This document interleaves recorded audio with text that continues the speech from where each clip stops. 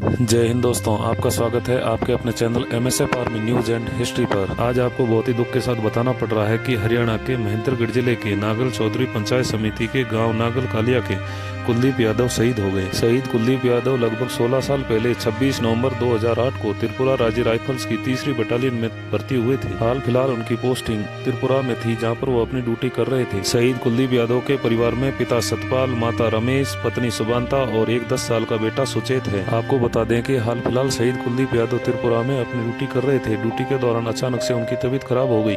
आसपास के साथियों ने उन्हें तुरंत ही नजदीकी अस्पताल में भर्ती करवाया गया, जहां से उनकी तबीयत ज्यादा बिगड़ने पर हाई कमांड हॉस्पिटल में भेज दिया गया, जहां पर इलाज के दौरान उन्होंने दम तोड़ दिया और देश के लिए शहीद हो गए। जैसे ही कुलदीप यादव के शहीद होने की सूचना उनके परिजनों को मिली तो उनकी पत्नी, बेटा और माता पिता का रो रो कर बुरा हाल हो रहा था।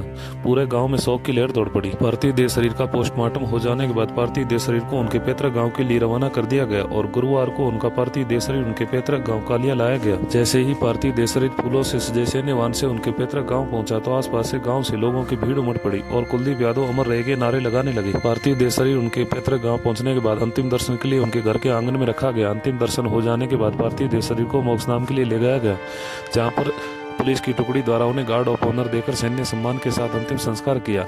जिस तिरंगे में लिपट कर आए थे वो तिरंगा उनके पिताजी को सौंपा और उनके 10 साल के बेटे सुचेत ने मुखाग्नि दी और वो हमेशा हमेशा के लिए पंच तत्वों में विलीन हो गए। हम सलूट करते हैं, नमन करते हैं देश के ऐसे वीर जवान को जो देश की सेवा करते करते अपने प्राण न्यौछावर कर देते हैं। जय हिंद।